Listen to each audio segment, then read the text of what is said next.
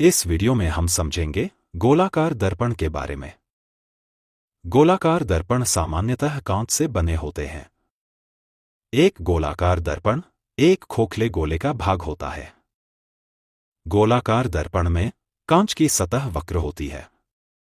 कांच की वक्र सतह को एक ओर से चांदी की परत चढ़ाकर और दूसरी ओर से पॉलिश किया जाता है। इस पॉलिश की गई सतह से प्रकाश का परावर्तन होता है। अधिकांश वक्र दर्पणों का आकार गोलाकार होता है, लेकिन कुछ प्रकाशीय उपकरणों का आकार अलग भी हो सकता है। उदाहरण के लिए, समतल दर्पण की परावर्तक सतह सपाट होती है। यदि परावर्तक सतह वक्र होती है, तो उस दर्पण को वक्र दर्पण कहा जाता है। आइए जानते हैं कि गोलाकार दर्पण कितने प्रकार के होते हैं। गोलाकार दर्पण दो प्रकार के होते हैं, अवतल दर्पण और उत्तल दर्पण। आइए इन्हें एक एक करके समझते हैं। अवतल दर्पण वह गोलाकार दर्पण जिसमें परावर्तक सतह अंदर की ओर होती है, उसे अवतल दर्पण कहा जाता है, यानी जिसका मुख्य दर्पण के केंद्र की ओर होता है। दर्पण का पिछला भाग हमेशा छायांकित होता है ताकि वक्र सतह से परावर्तन हो सके। अवतल दर्पण के उपयोग। अवतल दर्पण का उपयोग दाढ़ी बनाने वाले दर्पणों में किया जाता है, क्योंकि इसकी परावर्तक सतह अंदर की ओर वक्र होती है। इनका उपयोग खगोलीय दूरबीनों में भी किया जाता है। उत्तल दर्पण। उत्तल दर्पण एक ऐसा गोलाकार दर्पण होता है जिसमें परावर्तक सतह बाहर की ओर होती है।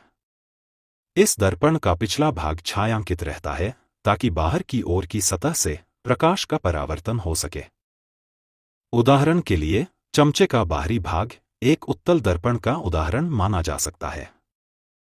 उत्तल दर्पण से परावर्तित किरणें अलग अलग दिशाओं में फैल जाती हैं। इसमें बनने वाली छवि आभासी होती है। उत्तल दर्पण के उपयोग।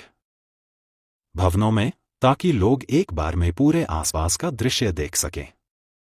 वाहनों में, विशेष रूप से पीछे देखने वाले दर्पण के रूप में, ताकि चालक पीछे का व्यापक दृश्य देख सके। इनका उपयोग मोटर वाहनों में किया जाता है ताकि यह प्रकाश किरणों को फैलाकर आभासी छवि बना सके। गोलाकार दर्पणों से संबंधित कुछ सामान्य शब्दावली। वक्रता केंद्र। दर्पण का वह बिंदु जो उस काल्पनिक गोले का केंद्र होता है जिसका भाग दर्पण है। इस बिंदु से दर्पण की मुख्य अक्ष गुजरती है। वक्रता त्रिज्या। दर्पण के ध्रुव और वक्रता केंद्र के बीच की दूरी को वक्रता त्रिज्या कहते हैं। इसे R अक्षर से दर्शाया जाता है। प्रधान अक्ष।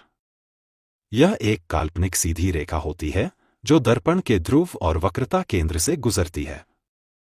दर्पण के सभी मापन इसी अक्ष के आधार पर किए जाते हैं। ध्रुव। दर्पण के मध्य बिंदु को ध्रुव कहा जाता है। इसे P से दर्शाया जाता है। छिद्र या अपर्चर। दर्पण का वह भाग जहां से वास्तविक परावर्तन होता है। अपर्चर से हमें दर्पण के वास्तविक आकार की जानकारी मिलती है। फोकस। यह दर्पण की प्रधान अक्ष पर स्थित एक बिंदु होता है जहां वे सभी किरणें जो प्रधान अक्ष के समानांतर पड़ती हैं, परावर्तन के बाद जाकर मिलती हैं, या ऐसा प्रतीत होता है कि वहीं से आ रही हैं। इस वीडियो में अभी के लिए बस इतना ही। अगर आपको हमारा ये वीडियो अच्छा लगा तो हमारे इस चैनल को सब्सक्राइब करें, इस वीडियो को लाइक और शेयर करें।